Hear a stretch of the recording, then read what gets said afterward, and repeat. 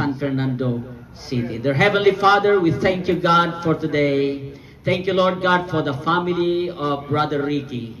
And Lord God, makikita mo, Panginoon, ang kanilang puso. Ang puso nila, Panginoon, ay maglingkod sa iyo.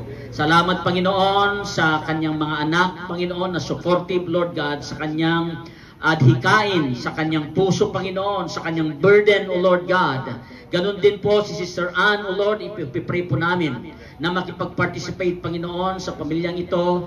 And Lord, we pray, O God, that may you use this family and anoint them, O Lord. And we are here as a church, O Lord God. As a minister, O Lord God, we will going to release them, O Lord God, in San Fernando City, O Lord God. You will going to use and empower them with the power of the Holy Ghost, O Lord God.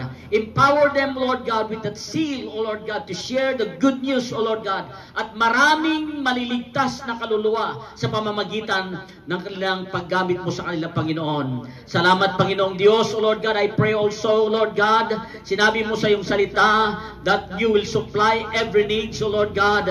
You are more than enough, O Lord God. Ikaw ang mag-meet sa kanilang pangangailangan, Panginoon, financially. And Lord God, alam po namin, Panginoon, na ikaw ang mag-provide ng pangangailangan nila. And I pray in the mighty name of Jesus, O Lord God, magmula dito, Panginoon, sa boarding house na ito, gamitin mo sila, Panginoon. And Lord God, we will release them, O Lord God. Sinabi mo sa iyong salita, that go ye therefore and preach the gospel and baptizing them in the name of the Father and of the Son and of the Holy Spirit, O Lord God.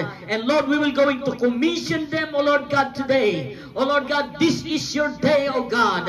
And this is the day of the Lord, O God. Salamat, Panginoon, O Lord God, sa lugar na ito. At salamat, Panginoon, sa building na ito na gagamitin mo, Panginoon, para ma-start ang iyong gawain sa lugar na ito. And Lord God, there are a lot of people, O Lord God, na ma-transform through their life, O Lord Jesus.